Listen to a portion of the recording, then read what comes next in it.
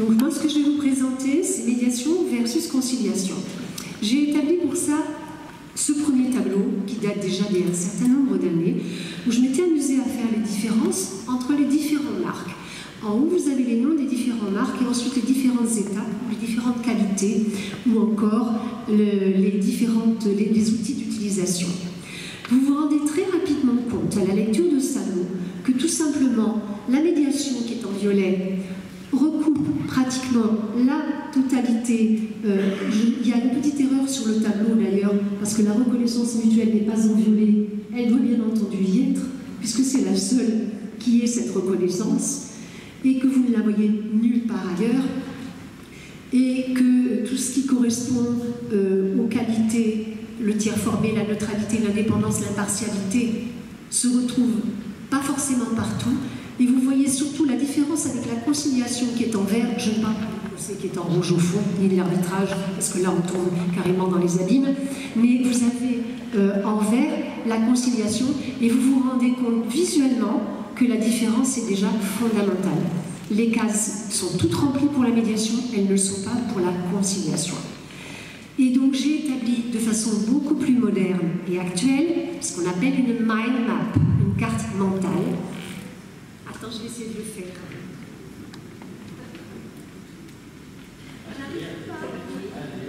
Au secours! Je ne sais pas faire.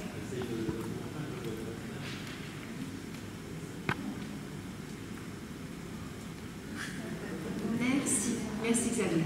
Et là, vous avez une mind map qui est encore plus visuelle et encore plus simple de compréhension, où là, vous n'avez que la médiation sur la gauche, la conciliation sur la droite, et au milieu, les éléments communs entre les deux. Vous voyez la marge de manœuvre que vous pouvez avoir entre les deux.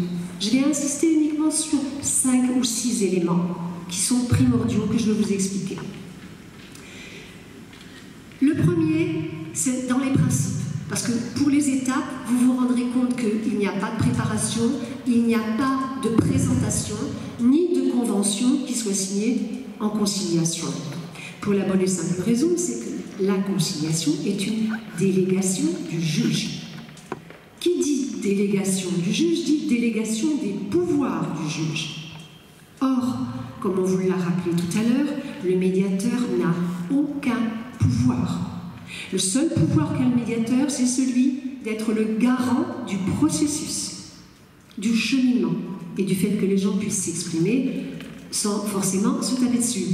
Quoique, comme dit Thomas Fiutak, n'oublions pas quand même que la médiation, c'est une arène, c'est-à-dire que ça commence par un combat. D'ailleurs, le mot amiable pour la médiation, personnellement, c'est un terme que je n'utiliserai jamais, plus.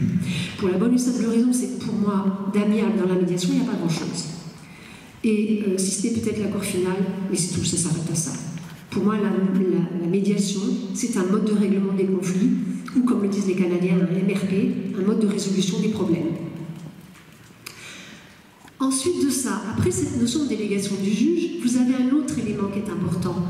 Vous avez, du fait que le médiateur n'a pas de délégation du juge, parce que même en matière judiciaire, on va lui demander de faire la médiation, mais ça n'est pas une délégation des pouvoirs du juge. Le médiateur est totalement indépendant, ce que n'est pas le conciliateur. Donc, le conciliateur aura des comptes à rendre au juge. Ce que n'a pas à faire le médiateur se contentera de rendre simplement un rapport succinct, sans énoncer les motifs, sans énoncer le pourquoi du problème de la médiation, en disant simplement, voilà, ce que vous en avez su, je vous dis simplement qu'il y a des accords qui sont sortis. Les accords sont tels, tels, tels et tels. Et ça se borne à ça. Autre élément important. Alors là, je me bats contre des moulins à vent vis-à-vis de certains, notamment certains groupes de médiation qui travaillent en accointance avec certaines mairies, qui vont vous parler de principe du contradictoire en médiation. Je vais vous dire, vous sortez le principe du contradictoire en médiation, vous avez un 0 pointé et vous repassez l'examen. Vous êtes d'accord ? Il n'y a pas de principe du contradictoire en médiation, ça n'existe pas. Le principe du contradictoire, qu'est-ce que c'est? C'est dans le cadre du procès, le fait d'échanger les pièces et les arguments au contradictoire de son contradicteur. C'est-à-dire que l'autre personne qui va ne pas avoir les pièces, dans le cadre du procès, dans le cadre de la conciliation, vous êtes obligé de lui donner les pièces. En médiation, on n'a pas d'obligation ni d'échange du principe du contradictoire. Je ne rentrerai pas dans les détails parce qu'après c'est à travailler en médiation, il peut y avoir certains éléments qui seront donnés en caucus, en aparté, pardon, caucus c'est canadien, en aparté entre un médiateur enfin nous c'est des médiateurs d'ailleurs, deuxième petite parenthèse, nous travaillons en co-médiation. Pour rejoindre ce qui a été dit tout à l'heure, nous travaillons avec un sachant, un non-sachant, et nous travaillons au moins de toute façon, s'il n'y a pas de sachant, entre un homme, avec un homme et une femme. Parce que nous avons des regards croisés et que le regard de l'homme en médiation n'est pas celui de la femme. Nous n'avons pas la même façon de réagir et pas non plus en médiation, c'est la même chose. On ne voit pas les choses de la même manière ni par le même angle. Donc, je disais, pas de principe du contradictoire. Je vais continuer ensuite avec un autre élément qui est important, très important. En médiation, pardon, on va commencer par la conciliation, c'est plus simple. En conciliation, vous avez l'application de la loi. En médiation, vous n'avez que l'application de la règle d'ordre public. Je ne vais pas rentrer dans une définition totalement impossible de ce que c'est que l'ordre public. Du moins ça, je demanderai à Mme Michèle Guillaume de nous faire un joli cours là-dessus, ce sera parfait. Je l'en remercie d'avance dans le cadre de notre formation. Et je voudrais dire que cette application de la loi, elle est obligatoire, étant donné qu'on est dans le cadre d'une délégation du juge, dans le cadre de la délégation des pouvoirs du juge, nous sommes dans le cadre de l'application de la loi. Et le conciliateur va être rivé à la loi, alors que nous, médiateurs, nous ne le sommes pas. Je donne un exemple. Vous avez, par exemple, même si ça peut paraître limite, des gens qui, dans le cadre d'un divorce, acceptent pour l'un, je l'ai fait, hein. Je peux vous dire, je l'ai fait entériner par le juge. Un qui pour des raisons de l'enfant ne veut plus voir le père, etc. Le père dit, il n'y a pas de raison que je paye une pension pour un enfant qui ne veut plus me voir. Il n'y a pas de raison. Je ne le vois plus, je n'ai plus du tout d'existence pour lui, pour quelle raison je paye une pension? Alors dans ces cas-là, on accepte de faire payer le strict minimum, un minimum parfaitement symbolique qui pourrait être 10 €. Et il n'y aura pas de véritable pension alimentaire qui sera payée.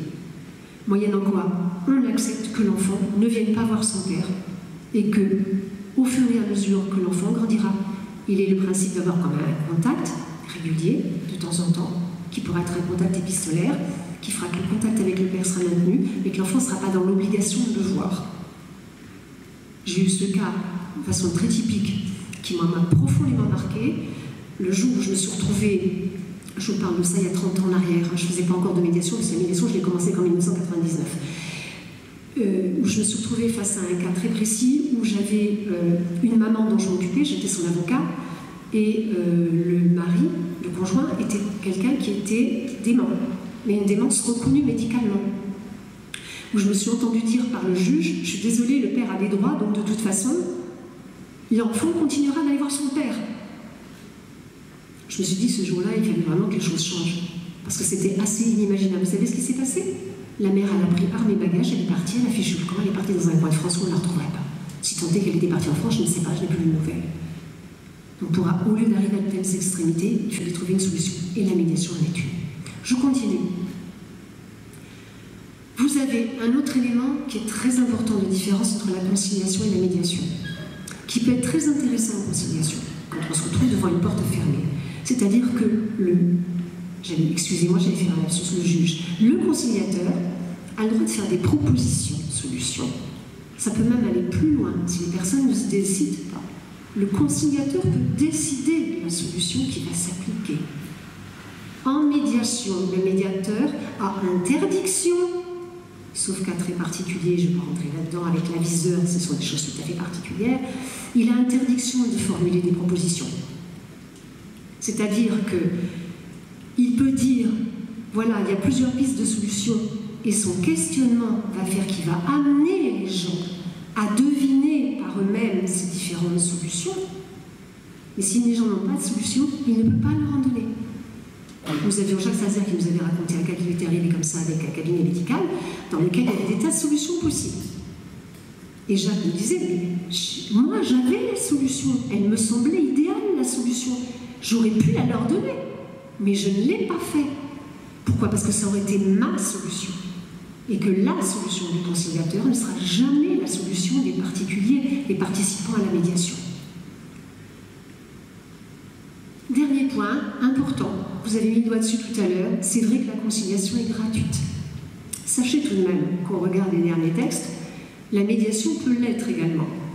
La conciliation est de droit gratuite, mais la médiation peut l'être par le truchement de l'aide judiciaire ou juridictionnelle, je ne sais plus trop maintenant. Dans ce cas, les personnes qui vont en médiation, qui sont en situation de nécessité, qui ont une grosse difficulté, qui veulent faire une médiation à tout prix, et qui acceptent de faire homologuer par le tribunal leur protocole d'accord, se voient attribuer la gratuité pour la médiation également, pour l'avocat qui va présenter la requête en homologation et pour le médiateur qui aura fait, ou les médiateurs qui auront fait la médiation. Voilà, je vais terminer. C'était tout ce que je voulais vous dire pour vous montrer et schématiser au maximum, c'est vraiment schématique, les différences entre médiation et conciliation. Merci.